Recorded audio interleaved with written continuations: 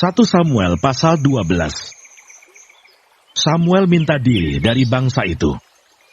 Berkatalah Samuel kepada seluruh orang Israel, "Telah kudengarkan segala permintaanmu yang kamu sampaikan kepadaku, dan seorang raja telah kuangkat atasmu.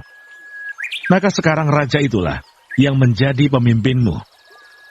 Tetapi aku ini telah menjadi tua dan beruban, dan bukankah anak-anakku laki-laki ada di antara kamu? Akulah yang menjadi pemimpinmu dari sejak mudaku sampai hari ini. Di sini aku berdiri. Berikanlah kesaksian menentang aku di hadapan Tuhan dan di hadapan orang yang diurapinya. Lembu siapakah yang telah kuambil? Keledai siapakah yang telah kuambil? Siapakah yang telah kuperas? Siapakah yang telah kuperlakukan dengan kekerasan?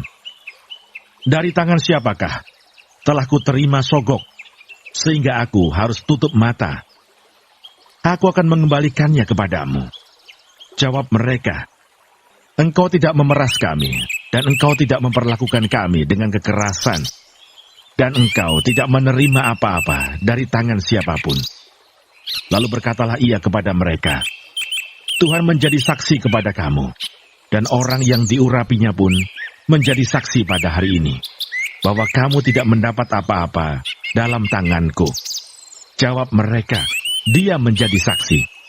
Lalu berkatalah Samuel kepada bangsa itu, "Tuhanlah saksi yang mengangkat Musa dan Harun, dan yang menuntun nenek moyangmu keluar dari tanah Mesir.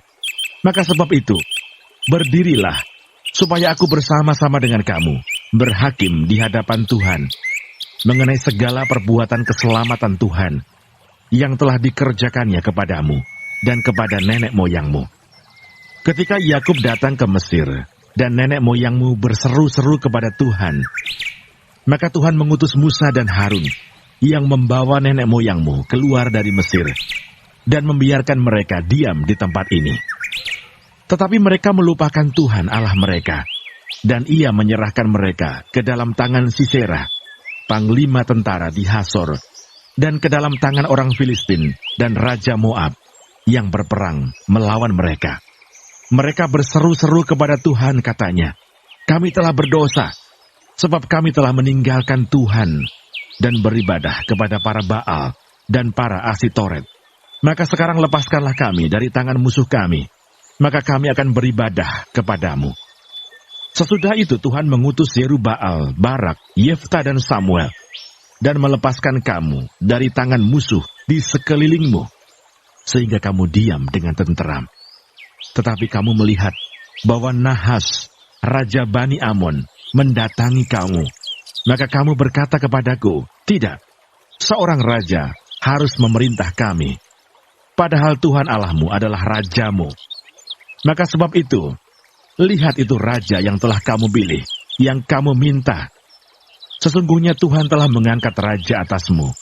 Asal saja kamu takut akan Tuhan, beribadah kepadanya, mendengarkan firman-Nya, dan tidak menentang titah Tuhan. Dan baik kamu maupun raja yang akan memerintah kamu itu mengikuti Tuhan Allahmu. Tetapi jika kamu tidak mendengarkan firman Tuhan, dan kamu menentang titah Tuhan, maka tangan Tuhan akan melawan kamu dan melawan rajamu. Sekarang tinggallah berdiri, dan lihatlah perkara yang besar yang akan dilakukan Tuhan di depan matamu ini. Bukankah sekarang musim menuai gandum? Aku akan berseru kepada Tuhan, supaya Ia memberikan guruh dan hujan. Lihatlah dan sadarlah, bahwa besar kejahatan yang telah kamu lakukan itu di mata Tuhan, dengan meminta raja bagimu." Lalu berserulah Samuel kepada Tuhan. Maka Tuhan memberikan pada hari itu guruh dan hujan, sehingga sangat takutlah seluruh bangsa itu kepada Tuhan dan kepada Samuel. Berkatalah seluruh bangsa itu kepada Samuel, "Berdoalah untuk hamba-hambamu ini kepada Tuhan Allahmu, supaya jangan kami mati. Sebab dengan meminta raja bagi kami menambah dosa kami dengan kejahatan ini." Dan berkatalah Samuel kepada bangsa itu, "Jangan takut. Memang kamu telah melakukan segala kejahatan ini. Tetapi janganlah berhenti mengikuti Tuhan, melainkan beribadahlah kepada Tuhan dengan segenap hatimu. Jangan menyimpang untuk mengejar dewa kesia-siaan yang tidak berguna dan tidak dapat menolong, karena semuanya itu adalah kesia-siaan belaka. Sebab Tuhan tidak akan membuang umat-Nya, sebab namanya yang besar. Bukankah Tuhan telah berkenan untuk membuat kamu menjadi umat-Nya? Mengenai aku, jauhlah daripadaku untuk berdosa kepada Tuhan dengan berhenti mendoakan kamu. Aku akan mengajarkan kepadamu jalan yang baik dan lurus. Hanya takutlah akan Tuhan, dan setialah beribadah kepadanya dengan segenap hatimu. Sebab ketahuilah betapa besarnya hal-hal yang dilakukannya di antara kamu. Tetapi jika kamu terus berbuat jahat, maka kamu akan dilenyapkan, baik kamu maupun rajamu itu. 1 Samuel pasal 13. Ketidaktaatan Saul waktu orang Filistin datang menyerang. Saul berumur sekian tahun ketika ia menjadi raja. 2 tahun ia memerintah atas Israel. Saul memilih 3.000 orang dari antara orang Israel. 2.000 orang ada bersama-sama dengan Saul di Mikmas dan di pegunungan Betel. Sedang 1.000 orang ada bersama-sama dengan Yonatan di Gibea Benyamin. Tetapi selebihnya dari rakyat itu disuruhnya pulang masing-masing ke kemahnya. Yonatan memukul kalah pasukan pendudukan orang Filistin yang ada di Geba. Dan hal itu terdengar oleh orang Filistin. Karena itu Saul menyuruh meniup sangkakala di seluruh negeri. Sebab pikirnya, biarlah orang Ibrani mendengarnya. Demikianlah seluruh orang Israel mendengar kabar bahwa Saul telah memukul kalah pasukan pendudukan orang Filistin. Dan dengan demikian, orang Israel dibenci oleh orang Filistin. Kemudian dikerahkanlah rakyat itu untuk mengikuti Saul ke Gilgal. Adapun orang Filistin telah berkumpul untuk berperang melawan orang Israel dengan 3.000 kereta, 6.000 orang pasukan berkuda, dan pasukan berjalan kaki, sebanyak pasir di tepi laut. Mereka bergerak maju dan berkemah di Mikmas, di sebelah timur Bet-Awen. Ketika dilihat orang-orang Israel bahwa mereka terjepit, sebab rakyat memang terdesak, maka larilah rakyat bersembunyi di gua, keluk batu, bukit batu, liang batu, dan perigi. Malah ada orang Ibrani yang menyeberangi arungan sungai Yordan, menuju tanah Gad dan Gilead. Sedang Saul masih di Gilgal, dan seluruh rakyat mengikutinya dengan gemetar. Ia menunggu 7 hari lamanya, sampai waktu yang ditentukan Samuel. Tetapi ketika Samuel tidak datang ke Gilgal, mulailah rakyat itu berserak-serak meninggalkan dia. Sebab itu Saul berkata, "Bawalah kepadaku korban bakaran dan korban keselamatan itu." Lalu ia mempersembahkan korban bakaran. Baru saja ia habis mempersembahkan korban bakaran, maka tampaklah Samuel datang. Saul pergi menyongsongnya untuk memberi salam kepadanya. Tetapi kata Samuel, "Apa yang telah kau perbuat?" Jawab Saul, "Karena aku melihat rakyat itu berserak-serak meninggalkan aku, dan engkau tidak datang pada waktu yang telah ditentukan. Padahal orang Filistin telah berkumpul di Mikmas. Maka pikirku, sebentar lagi orang Filistin akan menyerang aku di Gilgal. Padahal aku belum memohonkan belas kasihan Tuhan. Sebab itu aku memberanikan diri, lalu mempersembahkan korban bakaran." Kata Samuel kepada Saul, "Perbuatanmu itu bodoh. Engkau tidak mengikuti perintah Tuhan Allahmu yang diperintahkannya kepadamu. Sebab sedianya Tuhan mengokohkan kerajaanmu atas orang Israel untuk selama-lamanya. Tetapi sekarang kerajaanmu tidak akan tetap. Tuhan telah memilih seorang yang berkenan di hatinya, dan Tuhan telah menunjuk dia menjadi raja atas umatnya, karena engkau tidak mengikuti apa yang diperintahkan Tuhan kepadamu." Kemudian berangkatlah Samuel dan pergi dari Gilgal ke Gibea Benyamin. Tetapi Saul memeriksa barisan rakyat yang ada bersama-sama dengan dia itu, kira-kira 600 orang banyaknya. Saul dan Yonatan anaknya, dan rakyat yang ada bersama-sama dengan mereka, tinggal di Geba Benyamin, sedang orang Filistin berkemah di Mikmas. Maka keluarlah orang-orang penjara dari perkemahan orang Filistin dalam 3 gerombolan. Gerombolan yang satu mengambil jalan ke Ofra, ke daerah Shual. Gerombolan yang kedua mengambil jalan ke Bet Horon, dan gerombolan yang satu lagi mengambil jalan ke perbatasan yang menghadap ke lembah Seboim, arah ke padang gurun.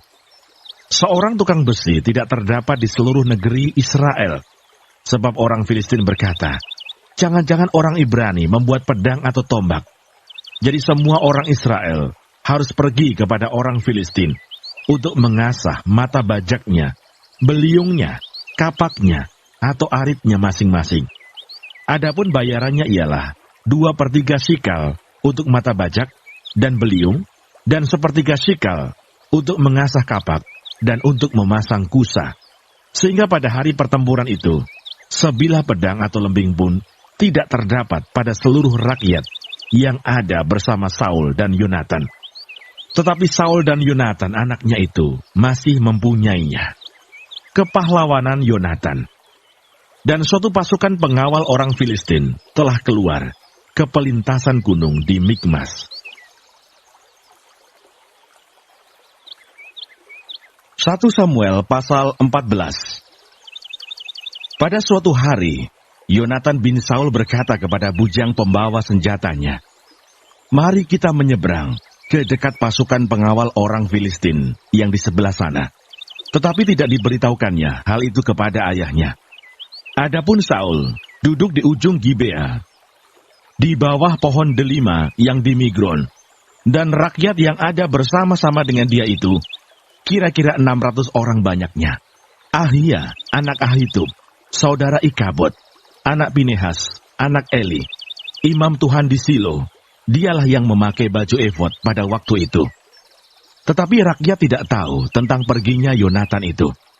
Di antara pelintasan-pelintasan bukit yang dicoba Yonatan menyeberanginya ke arah pasukan pengawal orang Filistin, ada ujung bukit batu di sebelah sini, dan ada ujung bukit batu di sebelah sana. Yang satu bernama Boses, yang lain bernama Seni. Ujung yang satu berdiri di sebelah utara, di tentangan Mikmas, yang lain di sebelah selatan, di tentangan Geba. Berkatalah Yonatan kepada bujang pembawa senjatanya itu, "Mari kita menyeberang ke dekat pasukan pengawal orang-orang yang tidak bersunat ini. Mungkin Tuhan akan bertindak untuk kita, sebab bagi Tuhan tidak sukar untuk menolong, baik dengan banyak orang maupun dengan sedikit orang." Lalu jawab pembawa senjatanya itu kepadanya, "Lakukanlah niat hatimu itu. Sungguh aku sepakat." Kata Yonatan, "Perhatikan, kita menyeberang ke dekat orang-orang itu dan memperlihatkan diri kepada mereka. Apabila kata mereka kepada kita begini, 'Berhentilah sampai kami datang padamu,' maka kita tinggal berdiri di tempat kita dan tidak naik mendapatkan mereka. Tetapi apabila kata mereka begini, 'Naiklah kemari,' maka kita akan naik, sebab kalau demikian, Tuhan telah menyerahkan mereka ke dalam tangan kita. Itulah tandanya bagi kita." Ketika mereka keduanya memperlihatkan diri kepada pasukan pengawal orang Filistin, berkatalah orang Filistin itu, "Lihat, orang-orang Ibrani keluar dari lobang-lobang tempat mereka bersembunyi." Orang-orang dari pasukan pengawal itu berseru kepada Yonatan dan pembawa senjatanya, katanya, "Naiklah kemari, maka kami akan menghajar kamu." Lalu kata Yonatan kepada pembawa senjatanya, "Naiklah mengikuti aku, sebab Tuhan telah menyerahkan mereka ke dalam tangan orang Israel." Maka naiklah Yonatan merangkak ke atas dengan diikuti oleh pembawa senjatanya. Orang-orang itu tewas, terparang oleh Yonatan, sedang pembawa senjatanya membunuh mereka dari belakang. Kekalahan yang pertama ini, yang ditimbulkan Yonatan dan pembawa senjatanya itu, besarnya kira-kira 20 orang, dalam jarak kira-kira setengah alur dari sepembajakan ladang. Lalu timbullah kegentaran di perkemahan, di padang, dan di antara seluruh rakyat. Juga pasukan pengawal dan penjara-penjara itu gentar, dan bumi gemetar, sehingga menjadi kegentaran yang dari Allah. Ketika peninjau-peninjau Saul di Gibea Benyamin melihat hal itu, dan sesungguhnya Orang ramai seperti ombak berjalan ke sana kemari. Berkatalah Saul kepada tentara yang bersama-sama dengan dia itu, "Periksalah barisan dan lihatlah siapa yang pergi daripada kita." Mereka memeriksa barisan, dan ternyata Yonatan dan pembawa senjatanya tidak ada. Lalu kata Saul kepada Ahia, "Bawalah baju efod kemari." Karena pada waktu itu dialah yang memakai baju efod di antara orang Israel. Tetapi sedang Saul berbicara kepada imam itu, maka kian lama, kian bertambahlah keributan di perkemahan orang Filistin. Sehingga Saul berkata pula kepada imam itu, "Biarlah." Kemudian berkumpullah Saul dan seluruh rakyat yang bersama-sama dengan dia itu. Dan ketika mereka sampai ke tempat pertempuran, tampaklah setiap orang menikam temannya dengan pedang. Suatu huru-hara yang sangat besar. Lagi pula orang-orang Ibrani yang telah lama tinggal pada orang Filistin, dan yang telah ikut maju dalam tentara mereka, mereka juga berbalik untuk bergabung dengan orang-orang Israel yang ada bersama-sama dengan Saul dan Yonatan. Bahkan ketika semua orang Israel yang telah bersembunyi di pegunungan Efraim mendengar bahwa orang Filistin telah lari, orang-orang itu pun bergabung dengan mereka dalam pertempuran. Demikianlah Tuhan menyelamatkan orang Israel pada hari itu. Pertempuran itu meluas sampai lewat Bet Awen. Yonatan dibebaskan dari kutuk. Ketika orang-orang Israel terdesak pada hari itu, Saul menyuruh rakyat mengucapkan kutuk, katanya, "Terkutuklah orang yang memakan sesuatu sebelum matahari terbenam, dan sebelum aku membalas dendam terhadap musuhku. Sebab itu tidak ada seorang pun dari rakyat yang memakan sesuatu." Dan seluruh orang itu sampailah ke suatu hutan, dan di sana ada madu di tanah. Ketika rakyat sampai ke hutan itu, tampaklah ada di sana madu meleleh, tetapi tidak ada seorang pun yang mencedokkannya ke mulutnya dengan tangan, sebab rakyat takut kepada sumpah itu. Tetapi Yonatan tidak mendengar bahwa ayahnya telah menyuruh rakyat bersumpah. Ia mengulurkan tongkat yang ada di tangannya dan mencelupkan ujungnya ke dalam sarang madu. Kemudian ia mencedokkan ke mulutnya dengan tangan. Lalu matanya menjadi terang lagi. Dan seorang dari rakyat berbicara, katanya, "Ayahmu telah menyuruh rakyat bersumpah dengan bersungguh-sungguh," katanya. "Terkutuklah orang yang memakan sesuatu pada hari ini, sebab itu rakyat letih lesu." Lalu kata Yonatan, "Ayahku mencelakakan negeri. Coba lihat bagaimana terangnya mataku setelah aku merasai sedikit dari madu ini. Apalagi jika sekiranya rakyat pada hari ini boleh makan dengan bebas dari jarahan musuhnya yang telah didapatnya. Tetapi sekarang tidaklah besar kekalahan di antara orang Filistin." Dan pada hari itu, mereka memukul kalah orang Filistin dari Mikmas sampai ke Ayalon. Rakyat sudah sangat letih lesu, sebab itu rakyat menyambar jarahan. Mereka mengambil kambing domba, lembu, dan anak lembu, menyembelihnya begitu saja di atas tanah, dan memakannya dengan darahnya.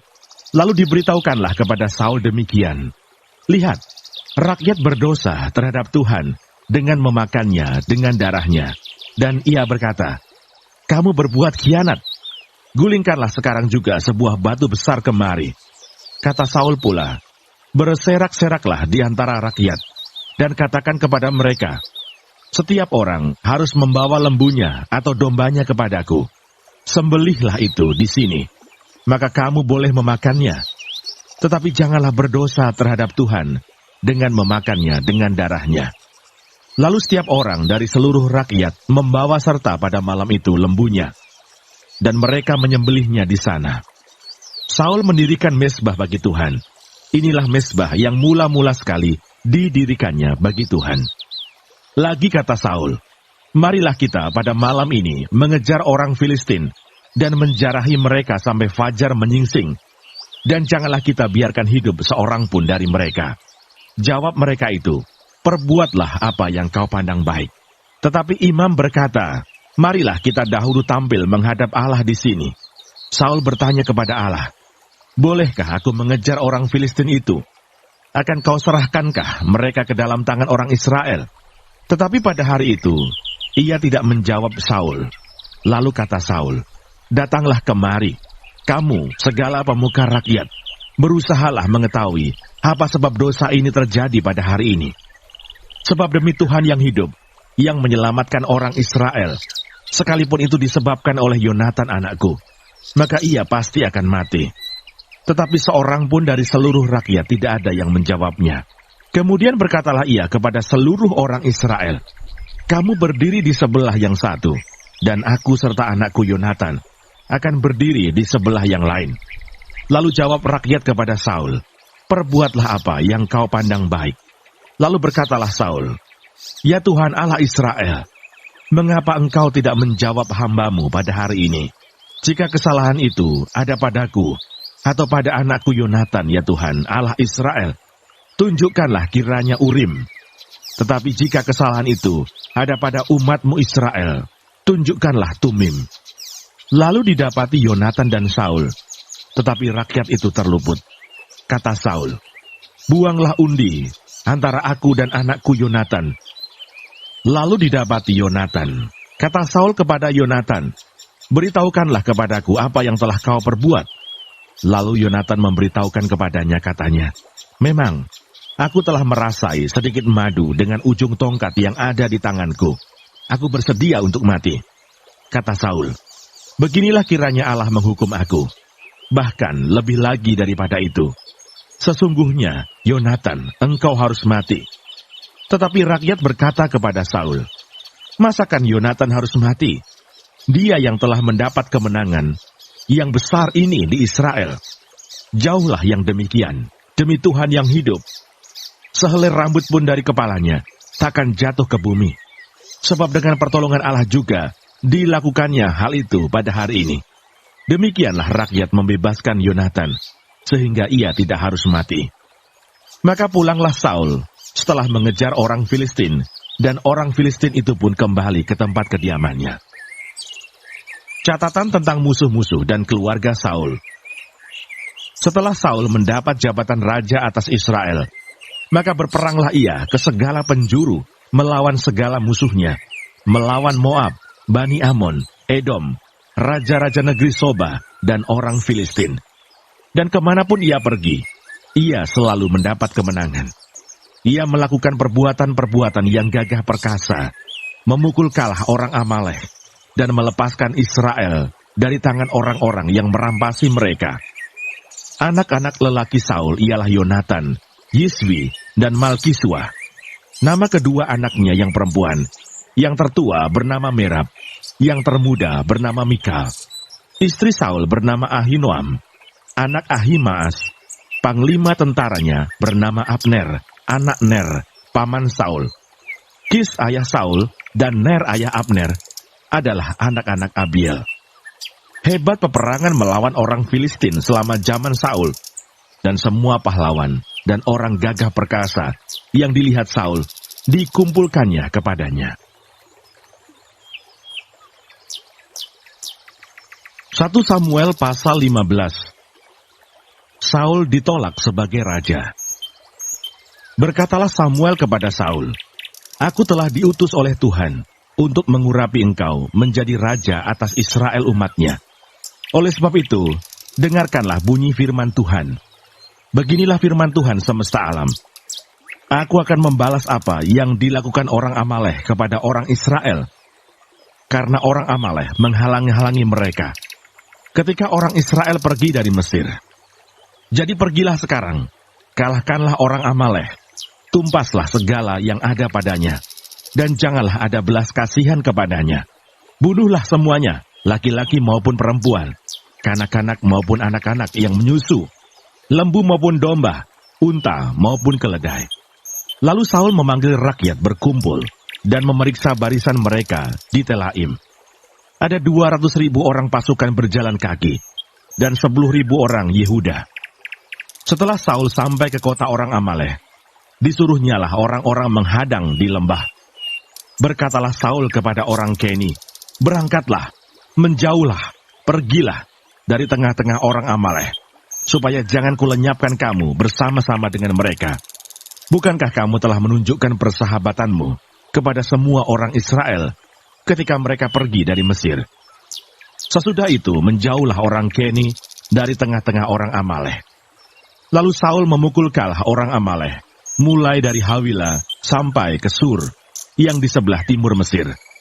Agag, raja orang Amalek, ditangkapnya hidup-hidup, tetapi segenap rakyatnya ditumpasnya dengan mata pedang. Tetapi Saul dan rakyat itu menyelamatkan Agag dan kambing domba, dan lembu-lembu yang terbaik, dan tambun, pula anak domba dan segala yang berharga. Tidak mau mereka menumpas semuanya itu. Tetapi segala hewan yang tidak berharga dan yang buruk, itulah yang ditumpas mereka. Lalu datanglah firman Tuhan kepada Samuel demikian. Aku menyesal karena aku telah menjadikan Saul raja, sebab ia telah berbalik daripada aku, dan tidak melaksanakan firman-Ku. Maka sakit hatilah Samuel, dan ia berseru-seru kepada Tuhan semalam-malaman. Lalu Samuel bangun pagi-pagi untuk bertemu dengan Saul. Tetapi diberitahukan kepada Samuel demikian. Saul telah ke Karmel tadi, dan telah didirikannya baginya suatu tanda peringatan. Kemudian ia balik dan mengambil jurusan ke Gilgal. Ketika Samuel sampai kepada Saul, berkatalah Saul kepadanya, "Diberkatilah kiranya engkau oleh Tuhan. Aku telah melaksanakan firman Tuhan." Tetapi kata Samuel, "Kalau begitu, apakah bunyi kambing domba yang sampai ke telingaku, dan bunyi lembu-lembu yang kudengar itu?" Jawab Saul, "Semuanya itu dibawa daripada orang Amalek, sebab rakyat menyelamatkan kambing domba dan lembu-lembu yang terbaik, dengan maksud untuk mempersembahkan korban kepada Tuhan Allahmu. Tetapi selebihnya telah kami tumpas." Lalu berkatalah Samuel kepada Saul, "Sudahlah, aku akan memberitahukan kepadamu apa yang difirmankan Tuhan kepadaku tadi malam." Kata Saul kepadanya, "Katakanlah." Sesudah itu berkatalah Samuel, "Bukankah engkau, walaupun engkau kecil pada pemandanganmu sendiri, telah menjadi kepala atas suku-suku Israel? Dan bukankah Tuhan telah mengurapi engkau menjadi raja atas Israel? Tuhan telah menyuruh engkau pergi dengan pesan, 'Pergilah, tumpaslah orang-orang berdosa itu,' yakni orang Amalek. Berperanglah melawan mereka sampai engkau membinasakan mereka. Mengapa engkau tidak mendengarkan suara Tuhan? Mengapa engkau mengambil jarahan dan melakukan apa yang jahat di mata Tuhan?" Lalu kata Saul kepada Samuel, "Aku memang mendengarkan suara Tuhan dan mengikuti jalan yang telah disuruh Tuhan kepadaku, dan aku membawa Agag raja orang Amalek. Tetapi orang Amalek itu sendiri telah kutumpas. Tetapi rakyat mengambil dari jarahan itu kambing domba dan lembu-lembu yang terbaik dari yang dikhususkan untuk ditumpas itu, untuk mempersembahkan korban kepada Tuhan Allahmu di Gilgal." Tetapi jawab Samuel, "Apakah Tuhan itu berkenan kepada korban bakaran dan korban sembelihan, sama seperti kepada mendengarkan suara Tuhan? Sesungguhnya, mendengarkan lebih baik daripada korban sembelihan, memperhatikan lebih baik daripada lemak domba-domba jantan. Sebab pendurhakaan adalah sama seperti dosa bertenung, dan kedegilan adalah sama seperti menyembah berhala dan terafim. Karena engkau telah menolak firman Tuhan, maka ia telah menolak engkau sebagai raja." Berkatalah Saul kepada Samuel, "Aku telah berdosa, sebab telah kulangkai titah Tuhan dan perkataanmu. Tetapi aku takut kepada rakyat. Karena itu, aku mengabulkan permintaan mereka. Maka sekarang ampunilah kiranya dosaku. Kembalilah bersama-sama dengan aku. Maka aku akan sujud menyembah kepada Tuhan." Tetapi jawab Samuel kepada Saul, "Aku tidak akan kembali bersama-sama dengan engkau, sebab engkau telah menolak firman Tuhan. Sebab itu Tuhan telah menolak engkau sebagai raja atas Israel." Ketika Samuel berpaling hendak pergi, maka Saul memegang punca jubah Samuel, tetapi terkoyak. Kemudian berkatalah Samuel kepadanya, "Tuhan telah mengoyakkan daripadamu jabatan raja atas Israel pada hari ini, dan telah memberikannya kepada orang lain yang lebih baik daripadamu. Lagi sang mulia dari Israel tidak berdusta, dan ia tidak tahu menyesal, sebab ia bukan manusia yang harus menyesal." Tetapi kata Saul, "Aku telah berdosa, tetapi tunjukkanlah juga hormatmu kepadaku sekarang, di depan para tua-tua bangsaku, dan di depan orang Israel. Kembalilah bersama-sama dengan aku." maka aku akan sujud menyembah kepada Tuhan Allahmu." Sesudah itu kembalilah Samuel mengikuti Saul, dan Saul sujud menyembah kepada Tuhan. Lalu berkatalah Samuel, "Bawa kemari Agag, raja Amalek itu." Dengan gembira Agag pergi kepadanya, sebab pikirnya, "Sesungguhnya kepahitan maut telah lewat." Tetapi kata Samuel, "Seperti pedangmu membuat perempuan-perempuan kehilangan anak, demikianlah ibumu akan kehilangan anak di antara perempuan-perempuan."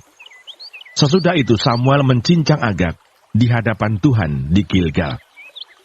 Kemudian Samuel pergi ke Ramah, tetapi Saul pergi ke rumahnya di Gibea Saul. Sampai hari matinya Samuel tidak melihat Saul lagi. Tetapi Samuel berduka cita karena Saul, dan Tuhan menyesal karena ia menjadikan Saul raja atas Israel. 1 Samuel pasal 16. Daud diurapi menjadi raja. Berfirmanlah Tuhan kepada Samuel, "Berapa lama lagi engkau berduka cita karena Saul? Bukankah ia telah kutolak sebagai raja atas Israel? Isilah tabung tandukmu dengan minyak, dan pergilah. Aku mengutus engkau kepada Isai, orang Betlehem itu, sebab di antara anak-anaknya telah kupilih seorang raja bagiku." Tetapi Samuel berkata, "Bagaimana mungkin aku pergi? Jika Saul mendengarnya, ia akan membunuh aku."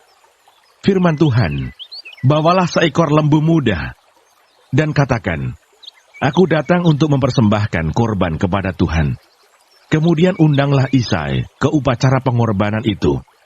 Lalu aku akan memberitahukan kepadamu apa yang harus kau perbuat. Urapilah bagiku orang yang akan kusebut kepadamu." Samuel berbuat seperti yang difirmankan Tuhan, dan tibalah ia di kota Betlehem. Para tua-tua di kota itu datang mendapatkannya dengan gemetar dan berkata, "Adakah kedatanganmu ini membawa selamat?" Jawabnya, "Ya, benar. Aku datang untuk mempersembahkan korban kepada Tuhan. Kuduskanlah dirimu, dan datanglah dengan daku ke upacara pengorbanan ini."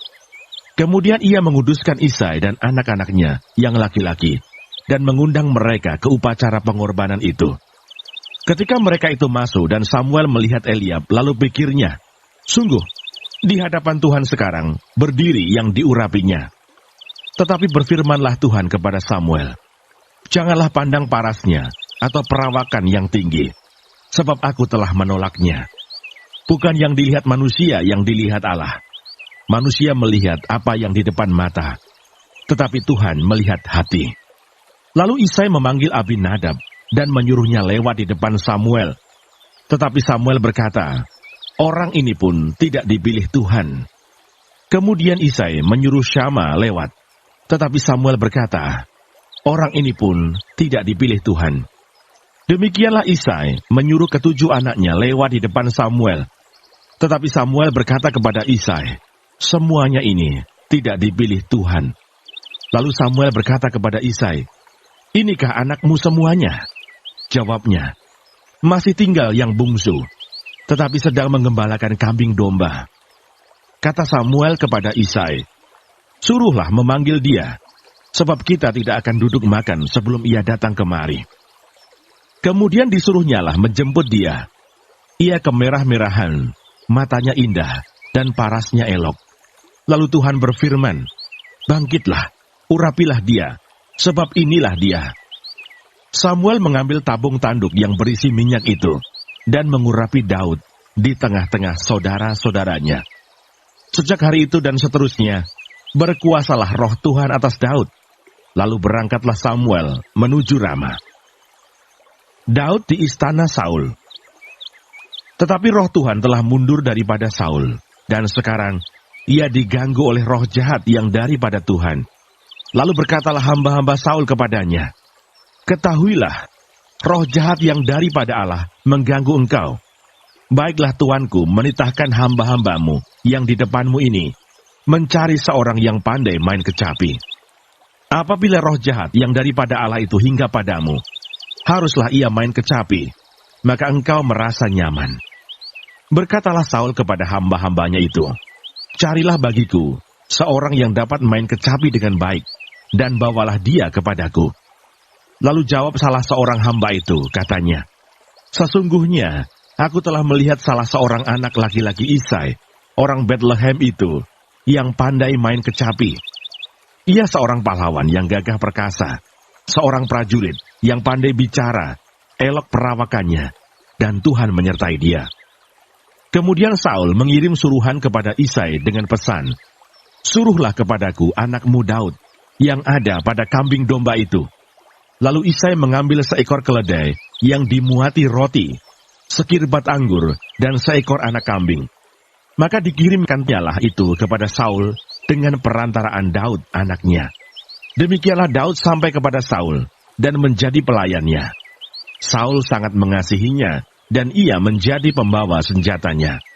Sebab itu Saul menyuruh orang kepada Isai mengatakan, "Biarkanlah Daud tetap menjadi pelayanku, sebab aku suka kepadanya."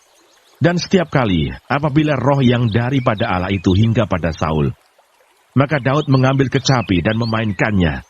Saul merasa lega dan nyaman, dan roh yang jahat itu undur daripadanya. 1 Samuel pasal 17. Goliat menantang tentara Israel. Orang Filistin mengumpulkan tentaranya untuk berperang. Mereka berkumpul di Soko yang di tanah Yehuda dan berkemah antara Soko dan Aseka di Efes Damim. Saul dan orang-orang Israel juga berkumpul dan berkemah di lembah Tarbantin. Mereka mengatur barisan perangnya berhadapan dengan orang Filistin. Orang Filistin berdiri di bukit sebelah sini dan orang Israel berdiri di bukit sebelah sana, dan lembah ada di antara mereka. Lalu tampillah keluar seorang pendekar dari tentara orang Filistin. Namanya Goliat dari Gad. Tingginya 6 hasta sejengkal. Ketopong tembaga ada di kepalanya. Dan ia memakai baju sirah yang bersisik. Berat baju sirah ini 5.000 shikal tembaga. Dia memakai penutup kaki dari tembaga. Dan di bahunya ia memanggul lembing tembaga.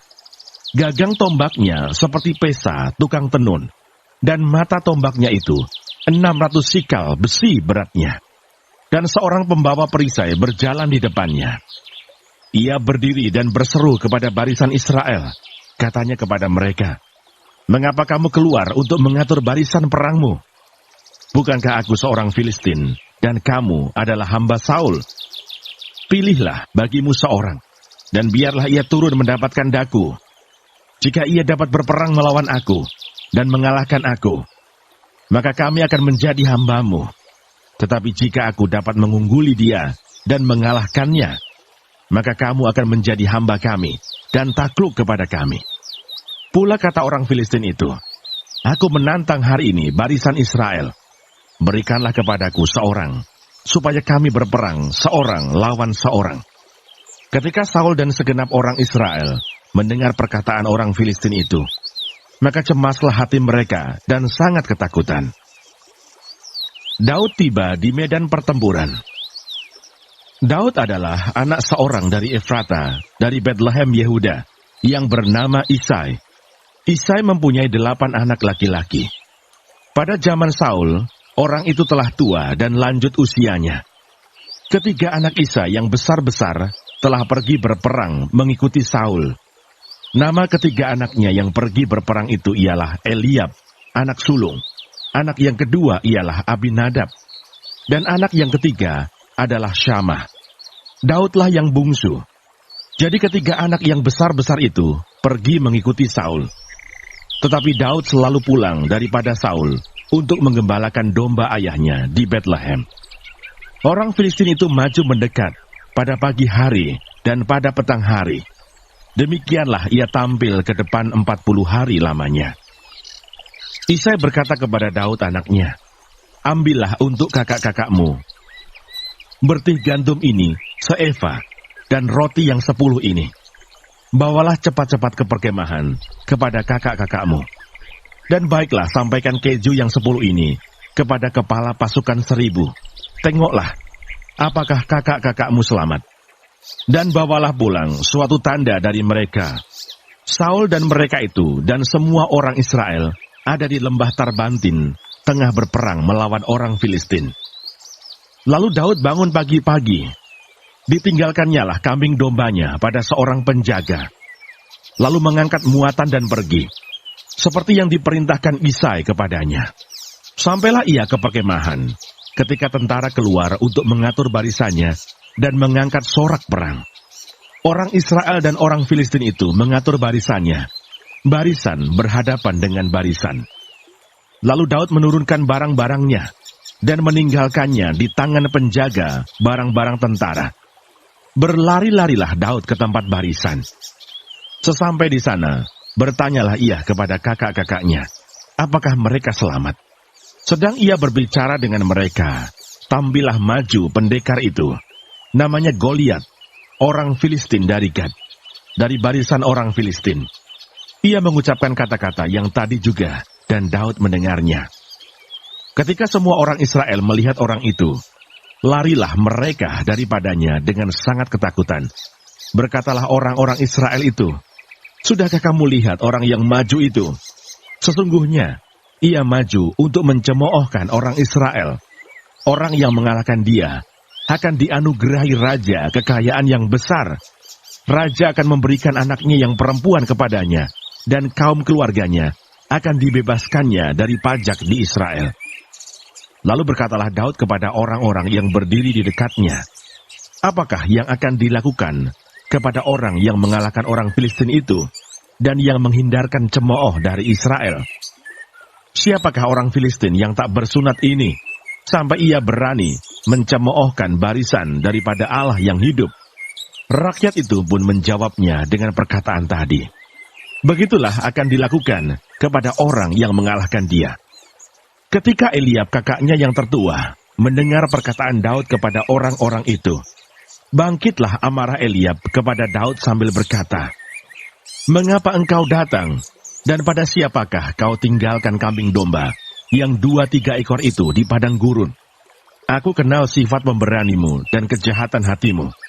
Engkau datang kemari dengan maksud melihat pertempuran. Tetapi jawab Daud, apa yang telah kuperbuat? Hanya bertanya saja.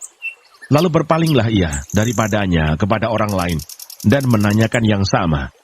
Dan rakyat memberi jawab kepadanya seperti tadi. Terdengarlah kepada orang perkataan yang diucapkan oleh Daud. Lalu diberitahukanlah kepada Saul. Dan Saul menyuruh memanggil dia. Berkatalah Daud kepada Saul, janganlah seseorang menjadi tawar hati karena dia. Hambamu ini akan pergi melawan orang Filistin itu. Tetapi Saul berkata kepada Daud, tidak mungkin engkau dapat menghadapi orang Filistin itu untuk melawan dia. Sebab engkau masih muda, sedang dia sejak dari masa mudanya telah menjadi prajurit. Tetapi Daud berkata kepada Saul, hambamu ini biasa menggembalakan kambing domba ayahnya. Apabila datang singa atau beruang yang menerkam seekor domba dari kawanannya, maka aku mengejarnya, menghajarnya, dan melepaskan domba itu dari mulutnya. Kemudian apabila ia berdiri menyerang aku, maka aku menangkap janggutnya, lalu menghajarnya dan membunuhnya. Baik singa maupun beruang telah dihajar oleh hambamu ini. Dan orang Filistin yang tidak bersunat itu, ia akan sama seperti salah satu daripada binatang itu, karena ia telah mencemooh barisan daripada Allah yang hidup.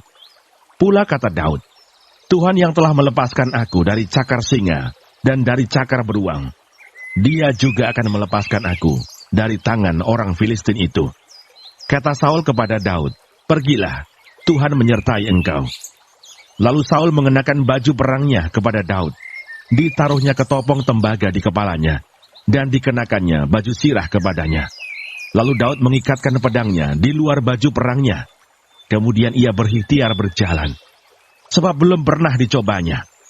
Maka berkatalah Daud kepada Saul, aku tidak dapat berjalan dengan memakai ini, sebab belum pernah aku mencobanya. Kemudian ia menanggalkannya. Perkelahian Daud dengan Goliat. Lalu Daud mengambil tongkatnya di tangannya.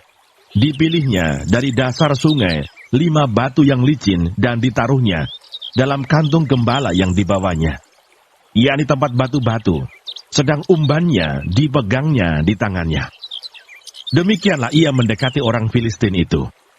Orang Filistin itu kian dekat menghampiri Daud, dan di depannya orang yang membawa perisainya. Ketika orang Filistin itu menunjukkan pandangnya ke arah Daud, serta melihat dia, dihinanya Daud itu karena ia masih muda, kemerah-merahan, dan elok parasnya. Orang Filistin itu berkata kepada Daud, "Anjingkah aku?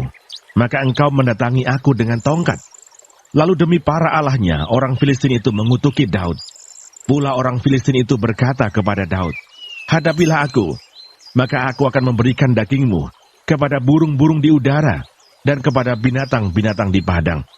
Tetapi Daud berkata kepada orang Filistin itu, "Engkau mendatangi aku dengan pedang dan tombak dan lembing, tetapi aku mendatangi engkau dengan nama Tuhan semesta alam, Allah segala barisan Israel yang kau tantang itu. Hari ini juga Tuhan akan menyerahkan engkau ke dalam tanganku, dan aku akan mengalahkan engkau dan memenggal kepalamu dari tubuhmu. Hari ini juga aku akan memberikan mayatmu dan mayat tentara orang Filistin kepada burung-burung di udara dan kepada binatang-binatang liar, supaya seluruh bumi tahu bahwa Israel mempunyai Allah, dan supaya segenap jemaah ini tahu bahwa Tuhan menyelamatkan bukan dengan pedang dan bukan dengan lembing. Sebab di tangan Tuhanlah pertempuran, dan ia pun menyerahkan kamu ke dalam tangan kami." Ketika orang Filistin itu bergerak maju untuk menemui Daud, maka segeralah Daud berlari ke barisan musuh untuk menemui orang Filistin itu. Lalu Daud memasukkan tangannya dalam kantungnya, diambilnyalah sebuah batu dari dalamnya, diumbannya, maka kenalah dahi orang Filistin itu, sehingga batu itu terbenam ke dalam dahinya, dan terjerumuslah ia dengan mukanya ke tanah. Demikianlah Daud mengalahkan orang Filistin itu dengan umban dan batu. Ia mengalahkan orang Filistin itu dan membunuhnya tanpa pedang di tangan. Daud berlari mendapatkan orang Filistin itu, lalu berdiri di sebelahnya. Diambilnyalah pedangnya, dihunusnya dari sarungnya, lalu menghabisi dia. Dipancungnyalah kepalanya dengan pedang itu. Ketika orang-orang Filistin melihat bahwa pahlawan mereka telah mati, maka larilah mereka. Maka bangkitlah orang-orang Israel dan Yehuda. Mereka bersorak-sorak, lalu mengejar orang-orang Filistin sampai dekat Gad, dan sampai pintu gerbang Ekron. Dan orang-orang yang terbunuh dari orang Filistin bergelimpangan di jalan ke Saaraim, sampai Gad, dan sampai Ekron. Kemudian pulanglah orang Israel dari pemburuan hebat atas orang Filistin, lalu menjarah perkemahan mereka. Dan Daud mengambil kepala orang Filistin yang dipancungnya itu, dan membawanya ke Yerusalem. Tetapi senjata-senjata orang itu ditaruhnya dalam kemahnya. Ketika Saul melihat Daud pergi menemui orang Filistin itu, berkatalah ia kepada Abner, panglima tentaranya, "Anak siapakah orang muda itu, Abner?" Jawab Abner, "Demi tuanku hidup ya Raja, sesungguhnya aku tidak tahu." Kemudian Raja berkata, "Tanyakanlah, anak siapakah orang muda itu?" Ketika Daud kembali sesudah mengalahkan orang Filistin itu, maka Abner memanggilnya dan membawanya menghadap Saul, sedang kepala orang Filistin itu masih ada di tangannya. Kata Saul kepadanya, "Anak siapakah engkau, ya orang muda?" Jawab Daud, "Anak hamba tuanku Isai, orang Betlehem itu." 1 Samuel pasal 18. Daud dan Yonatan. Ketika Daud habis berbicara dengan Saul, berpadulah jiwa Yonatan dengan jiwa Daud, dan Yonatan mengasihi dia seperti jiwanya sendiri. Pada hari itu, Saul membawa dia dan tidak membiarkannya pulang ke rumah ayahnya. Yonatan mengikat perjanjian dengan Daud, karena ia mengasihi dia seperti dirinya sendiri. Yonatan menanggalkan jubah yang dipakainya, dan memberikannya kepada Daud, juga baju perangnya, sampai pedangnya, panahnya, dan ikat pinggangnya. Daud maju berperang, dan selalu berhasil kemana juga Saul menyuruhnya. Sehingga Saul mengangkat dia, mengepalai para prajurit. Hal ini dipandang baik oleh seluruh rakyat dan juga oleh pegawai-pegawai Saul. Saul benci kepada Daud. Tetapi pada waktu mereka pulang, ketika Daud kembali sesudah mengalahkan orang Filistin itu, keluarlah orang-orang perempuan dari segala kota Israel menyongsong Raja Saul sambil menyanyi dan menari dengan memukul rebana, dengan bersukaria dan dengan membunyikan gerincing. Dan perempuan yang menari-nari itu menyanyi berbalas-balasan katanya, Saul mengalahkan beribu-ribu musuh, tetapi Daud berlaksa-laksa. Lalu bangkitlah amarah Saul dengan sangat, dan perkataan itu menyebalkan hatinya, sebab pikirnya, kepada Daud diperhitungkan mereka berlaksa-laksa, tetapi kepadaku diperhitungkannya beribu-ribu. Akhir-akhirnya jabatan raja itu pun jatuh kepadanya. Sejak hari itu, maka Saul selalu mendengki Daud. Keesokan harinya roh jahat yang daripada Allah itu berkuasa atas Saul, sehingga ia kerasukan di tengah-tengah rumah. Sedang Daud main kecapi seperti sehari-hari. Adapun Saul ada tombak di tangannya. Saul melemparkan tombak itu karena pikirnya, baiklah aku menancapkan Daud ke dinding. Tetapi Daud mengelakkannya sampai 2 kali. Saul menjadi takut kepada Daud, karena Tuhan menyertai Daud. Sedang daripada Saul, ia telah undur. Sebab itu Saul menjauhkan Daud dari dekatnya, dan mengangkat dia menjadi kepala pasukan 1000, sehingga ia berada di depan dalam segala gerakan tentara. Daud berhasil di segala perjalanannya, sebab Tuhan menyertai dia. Ketika dilihat Saul bahwa Daud sangat berhasil, makin takutlah ia kepadanya. Tetapi seluruh orang Israel dan orang Yehuda mengasihi Daud, karena ia memimpin segala gerakan mereka. Berkatalah Saul kepada Daud, ini dia anakku perempuan yang tertua, Merab. Dia akan kuberikan kepadamu menjadi istrimu. Hanya jadilah bagiku seorang yang gagah perkasa, dan lakukanlah perang Tuhan. Sebab pikir Saul, janganlah tanganku memukul dia, tetapi biarlah ia dipukul oleh tangan orang Filistin. Tetapi Daud berkata kepada Saul, siapakah aku dan siapakah sanak saudaraku, kaum ayahku di antara orang Israel, sehingga aku menjadi menantu raja? Tetapi ketika tiba waktunya untuk memberikan Merab, anak Saul itu, kepada Daud, maka anak perempuan itu diberikan kepada Adriel, orang Mehola, menjadi istrinya. Tetapi Mikal, anak perempuan Saul, jatuh cinta kepada Daud. Ketika hal itu diberitahukan kepada Saul, maka ia pun menyetujuinya. Sebab pikir Saul, baiklah Mikal kuberikan kepadanya. Biarlah ia menjadi jerat bagi Daud, dan biarlah tangan orang Filistin memukul dia. Lalu berkatalah Saul kepada Daud untuk kedua kalinya, pada hari ini, engkau boleh menjadi menantuku. Lagi Saul memerintahkan kepada para pegawainya, katakanlah kepada Daud dengan diam-diam demikian, sesungguhnya raja suka kepadamu, dan para pegawainya mengasihi engkau, maka sebab itu, jadilah engkau menantu raja. Lalu para pegawai Saul menyampaikan perkataan itu kepada Daud. Tetapi Daud menjawab, perkara ringankah pada pemandanganmu menjadi menantu raja? Bukankah aku seorang yang miskin dan rendah? Para pegawai Saul memberitahukan kepada raja katanya, demikianlah jawab yang diberi Daud. Kemudian berkatalah Saul, beginilah kamu katakan kepada Daud, raja tidak menghendaki mas kawin, selain dari 100 kulit katan orang Filistin, sebagai pembalasan kepada musuh raja. Saul bermaksud untuk menjatuhkan Daud dengan perantaraan orang Filistin. Ketika para pegawainya memberitahukan perkataan itu kepada Daud, maka setujulah Daud menjadi menantu raja. Waktunya belum genap, tetapi Daud sudah bersiap. Ia pergi dengan orang-orangnya dan menewaskan dari orang Filistin itu 200 orang, serta membawa kulit katan mereka.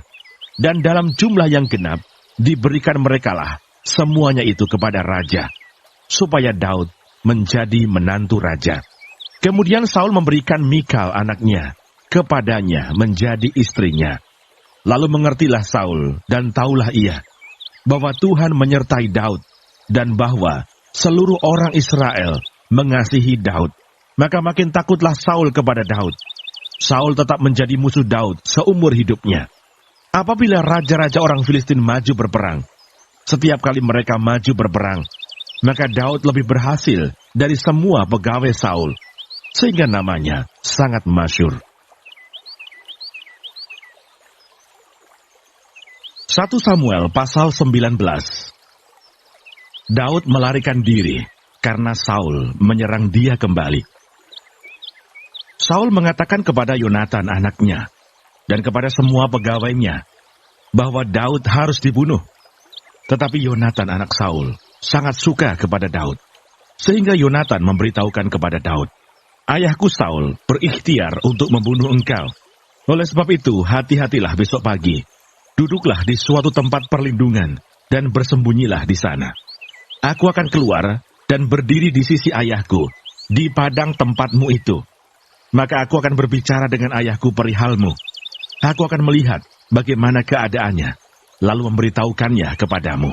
Lalu Yonatan mengatakan yang baik tentang Daud kepada Saul ayahnya, katanya, "Janganlah raja berbuat dosa terhadap Daud hambanya, sebab ia tidak berbuat dosa terhadapmu. Bukankah apa yang diperbuatnya sangat baik bagimu?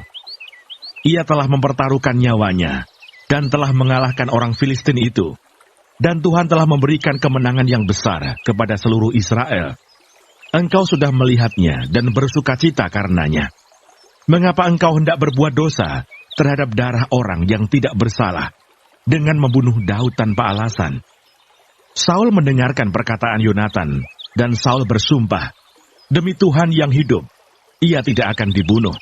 Lalu Yonatan memanggil Daud, dan Yonatan memberitahukan kepadanya segala perkataan itu. Yonatan membawa Daud kepada Saul, dan ia bekerja padanya seperti dahulu. Ketika perang pecah pula, maka majulah Daud dan berperang melawan orang Filistin. Ia menimbulkan kekalahan besar di antara mereka, sehingga mereka melarikan diri dari depannya. Tetapi roh Tuhan yang daripada Tuhan hingga pada Saul ketika ia duduk di rumahnya dengan tombaknya di tangannya, dan Daud sedang main kecapi. Lalu Saul berikhtiar menancapkan Daud ke dinding dengan tombaknya. Tetapi Daud mengelakkan tikaman Saul, sehingga Saul mengenai dinding dengan tombak itu. Sesudah itu, Daud melarikan diri, dan luputlah ia pada malam itu. Kemudian Saul mengirim orang-orang suruhan ke rumah Daud untuk mengamat-ngamatinya dan untuk membunuh dia pada waktu pagi. Tetapi Mikal, istri Daud, memberitahukan kepadanya demikian, "Jika engkau tidak dapat meluputkan dirimu malam ini, maka besok engkau akan dibunuh." Lalu Mikal menurunkan Daud dari jendela. Ia pergi melarikan diri dan luputlah ia. Sesudah itu Mikal mengambil terafim dan menaruhnya di tempat tidur. Ditaruhnya sehelai tenunan bulu kambing di bagian kepala dan ditutupinya dengan selimut. Lalu Saul mengirim orang-orang suruhan untuk mengambil Daud. Tetapi perempuan itu berkata, "Ia sakit." Sesudah itu Saul mengirim orang-orang suruhan itu untuk melihat Daud, katanya, "Bawalah dia di atas tempat tidur itu kemari, supaya ia dibunuh." Lalu masuklah para suruhan itu ke dalam, dan tampaklah ada terafim di tempat tidur dengan sehelai tenunan bulu kambing di bagian kepala. Berkatalah Saul kepada Mikal, "Mengapa engkau menipu aku demikian itu, dan melepas musuhku pergi, sehingga ia luput?" Tetapi jawab Mikal kepada Saul, "Ia berkata kepadaku, 'Biarkanlah aku pergi, apa perlunya aku membunuh engkau?'" Setelah Daud melarikan diri dan luput, sampailah ia kepada Samuel di Rama, dan memberitahukan kepadanya segala yang dilakukan Saul kepadanya. Kemudian pergilah ia bersama-sama dengan Samuel, dan tinggallah mereka di Nayot. Ketika diberitahukan kepada Saul demikian, ketahuilah, Daud ada di Nayot dekat Rama. Maka Saul mengirim orang-orang suruhan untuk mengambil Daud. Tetapi orang-orang ini melihat sekumpulan nabi kepenuhan, dengan dikepalai oleh Samuel, dan roh Allah hinggap pada orang-orang suruhan Saul, sehingga mereka pun kepenuhan seperti nabi. Lalu hal itu diberitahukan kepada Saul. Ia mengirim orang-orang suruhan yang lain. Tetapi orang-orang itu pun juga kepenuhan seperti nabi. Saul mengirim sekali lagi orang-orang suruhan, rombongan yang ketiga, dan orang-orang ini pun juga kepenuhan. Lalu ia sendiri pergi ke Rama.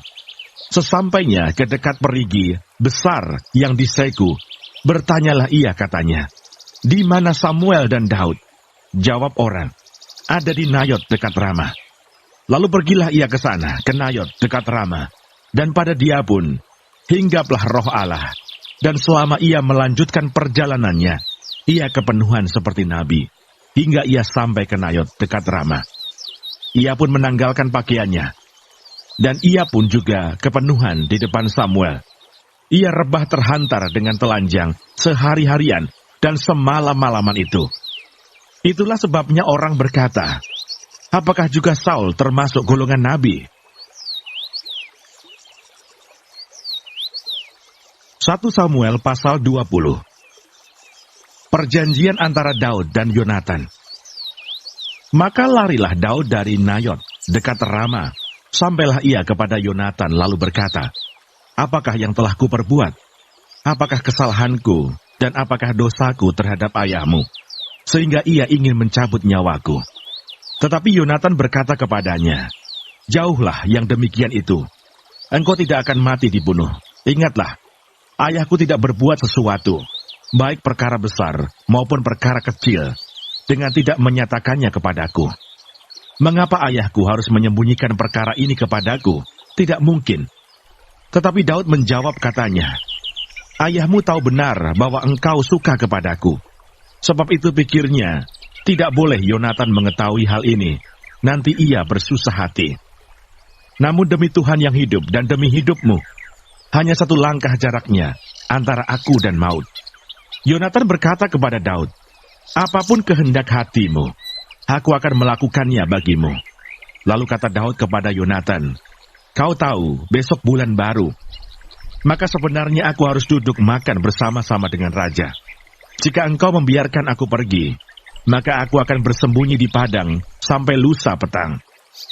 Apabila ayahmu menanyakan aku, haruslah kau katakan, Daud telah meminta dengan sangat kepadaku untuk pergi dengan segera ke Bethlehem kotanya, karena di sana ada upacara pengorbanan tahunan bagi segenap kaumnya. Jika begini dikatakannya, baiklah, maka hambamu ini selamat. Tetapi jika amarahnya bangkit dengan segera, ketahuilah bahwa ia telah mengambil keputusan untuk mendatangkan celaka. Jika demikian, tunjukkanlah kesetiaanmu kepada hambamu ini, sebab engkau telah mengikat perjanjian di hadapan Tuhan dengan hambamu ini. Tetapi jika ada kesalahan padaku, engkau sendirilah membunuh aku. Mengapa engkau harus menyerahkan aku kepada ayahmu? Tetapi jawab Yonatan, jauhlah yang demikian itu. Sebab jika aku ketahui dengan pasti bahwa ayahku telah mengambil keputusan untuk mendatangkan celaka kepadamu, masakan aku tidak memberitahukannya kepadamu? Lalu bertanyalah Daud kepada Yonatan, siapakah yang akan memberitahukan kepadaku apabila ayahmu menjawab engkau dengan keras? Kata Yonatan kepada Daud, marilah kita keluar ke padang. Maka keluarlah keduanya ke padang. Lalu berkatalah Yonatan kepada Daud, demi Tuhan Allah Israel, besok atau lusa, kira-kira waktu ini, aku akan memeriksa perasaan ayahku. Apabila baik keadaannya bagi Daud, masakan aku tidak akan menyuruh orang kepadamu dan memberitahukannya kepadamu. Tetapi apabila ayahku memandang baik untuk mendatangkan celaka kepadamu, beginilah kiranya Tuhan menghukum Yonatan, bahkan lebih lagi daripada itu. Sekiranya aku tidak menyatakannya kepadamu dan membiarkan engkau pergi, sehingga engkau dapat berjalan dengan selamat. Tuhan kiranya menyertai engkau seperti ia menyertai ayahku dahulu. Jika aku masih hidup, bukankah engkau akan menunjukkan kepadaku kasih setia Tuhan? Tetapi jika aku sudah mati, janganlah engkau memutuskan kasih setiamu terhadap keturunanku sampai selamanya. Dan apabila Tuhan melenyapkan setiap orang dari musuh Daud dari muka bumi, janganlah nama Yonatan terhapus dari keturunan Daud, melainkan kiranya Tuhan menuntut balas daripada musuh-musuh Daud. Dan Yonatan menyuruh Daud sekali lagi bersumpah demi kasihnya kepadanya, sebab ia mengasihi Daud seperti dirinya sendiri. Kemudian berkatalah Yonatan kepadanya, "Besok bulan baru, maka engkau nanti akan ditanyakan, sebab tempat dudukmu akan tinggal kosong. Tetapi lusa engkau pasti akan dicari. Engkau harus datang ke tempat engkau bersembunyi pada hari peristiwa itu, dan duduklah dekat bukit batu. Maka aku akan memanahkan 3 anak panah ke samping batu itu, seolah-olah aku membidik suatu sasaran. Dan ketahuilah, aku akan menyuruh bujangku, pergilah mencari anak-anak panah itu. Jika tegas kukatakan kepada bujang itu, lihat, anak-anak panah itu lebih kemari, ambillah. Maka datanglah, sebab demi Tuhan yang hidup, engkau selamat dan tidak ada bahaya apa-apa. Tetapi jika begini, kukatakan kepada orang muda itu, lihat anak-anak panah itu lebih ke sana, maka pergilah, sebab Tuhan menyuruh engkau pergi. Tentang hal yang kita janjikan itu, antara aku dan engkau, sesungguhnya Tuhan ada di antara aku dan engkau sampai selamanya." Sesudah itu bersembunyilah Daud di padang. Ketika bulan baru tiba, duduklah raja pada meja untuk makan. Raja duduk di tempatnya seperti biasa, dekat dinding. Yonatan berhadapan dengan dia. Abner duduk di sisi Saul, tetapi tempat Daud tinggal kosong. Dan Saul tidak berkata apa-apa pada hari itu, sebab pikirnya, barangkali ada sesuatu yang terjadi kepadanya. Mungkin ia tidak tahir. Ya, tentu ia tidak tahir. Tetapi pada hari sesudah bulan baru itu, pada hari yang kedua, ketika tempat Daud masih tinggal kosong, bertanyalah Saul kepada Yonatan anaknya, "Mengapa anak Isai tidak datang makan, baik kemarin maupun hari ini?" Jawab Yonatan kepada Saul, "Daud telah meminta dengan sangat kepadaku untuk pergi ke Bethlehem. Katanya, biarkanlah aku pergi, sebab ada upacara pengorbanan bagi kaum kami di kota, dan saudara-saudaraku sendirilah yang memanggil aku. Oleh sebab itu, jika engkau mengasihi aku, berilah izin kepadaku untuk menengok saudara-saudaraku." Itulah sebabnya ia tidak datang ke perjamuan raja. Lalu bangkitlah amarah Saul kepada Yonatan, katanya kepadanya, "Anak sundal yang kurang ajar, bukankah aku tahu bahwa engkau telah memilih pihak anak Isai, dan itu noda bagi kau sendiri dan bagi perut ibumu? Sebab sesungguhnya, selama anak Isai itu hidup di muka bumi, engkau dan kerajaanmu tidak akan kokoh. Dan sekarang suruhlah orang memanggil dan membawa dia kepadaku, sebab ia harus mati." Tetapi Yonatan menjawab Saul, ayahnya itu, katanya kepadanya, "Mengapa ia harus dibunuh? Apa yang dilakukannya?" Lalu Saul melemparkan tombaknya kepada Yonatan untuk membunuhnya. Maka tahulah Yonatan bahwa ayahnya telah mengambil keputusan untuk membunuh Daud. Sebab itu Yonatan bangkit dan meninggalkan perjamuan itu dengan kemarahan yang bernyala-nyala. Pada hari yang kedua bulan baru itu, ia tidak makan apa-apa, sebab ia bersusah hati karena Daud, sebab ayahnya telah menghina Daud. Pada waktu pagi keluarlah Yonatan ke padang bersama-sama seorang budak kecil, sesuai dengan janjinya kepada Daud. Berkatalah ia kepada budaknya, "Larilah, carilah anak-anak panah yang kupanahkan." Baru saja budak itu berlari, maka Yonatan melepaskan sebatang anak panah lewat kepala budak itu. Ketika budak itu sampai ke tempat letaknya anak panah yang dilepaskan Yonatan itu, maka berserulah Yonatan dari belakang budak itu, katanya, "Bukankah anak panah itu lebih ke sana?" Kemudian berserulah Yonatan dari belakang budak itu, "Ayo cepat, jangan berdiri saja." Lalu budak Yonatan memungut anak panah itu dan kembali kepada tuannya. Tetapi budak itu tidak tahu apa-apa. Hanya Yonatan dan Daudlah yang mengetahui hal itu. Sesudah itu, Yonatan memberikan senjatanya kepada budak yang menyertai dia, dan berkata kepadanya, "Pergilah, bawalah ke kota." Maka pulanglah budak itu. Lalu tampillah Daud dari sebelah bukit batu. Ia sujud dengan mukanya ke tanah dan menyembah 3 kali. Mereka bercium-ciuman dan bertangis-tangisan. Akhirnya Daud dapat menahan diri. Kemudian berkatalah Yonatan kepada Daud, "Pergilah dengan selamat. Bukankah kita berdua telah bersumpah demi nama Tuhan? Demikian, Tuhan akan ada di antara aku dan engkau, serta di antara keturunanku dan keturunanmu sampai selamanya. Setelah itu bangunlah Daud dan pergi, dan Yonatan pun pulang ke kota.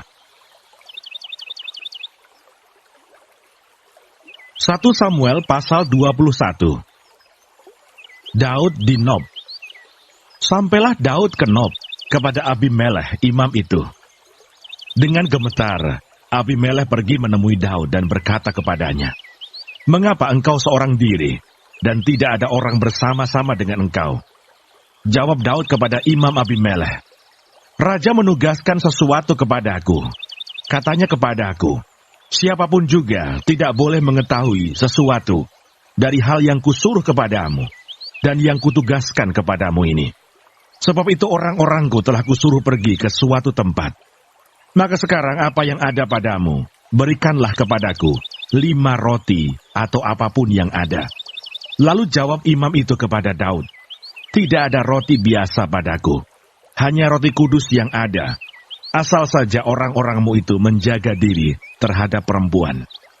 Daud menjawab imam itu, katanya kepadanya, "Memang kami tidak diperbolehkan bergaul dengan perempuan. Seperti sedia kala, apabila aku maju berperang. Tubuh orang-orangku itu tahir, sekalipun pada perjalanan biasa. Apalagi pada hari ini, masing-masing mereka tahir tubuhnya." Lalu imam itu memberikan kepadanya roti kudus itu, karena tidak ada roti di sana, kecuali roti sajian. Roti itu biasa diangkat orang dari hadapan Tuhan, supaya pada hari roti itu diambil, ditaruh lagi roti baru. Maka pada hari itu juga ada di sana salah seorang pegawai Saul, yang dikhususkan melayani Tuhan, namanya Doeg, seorang Edom, pengawas atas gembala-gembala Saul. Berkatalah Daud kepada Abimelekh, "Tidak adakah padamu di sini tombak atau pedang?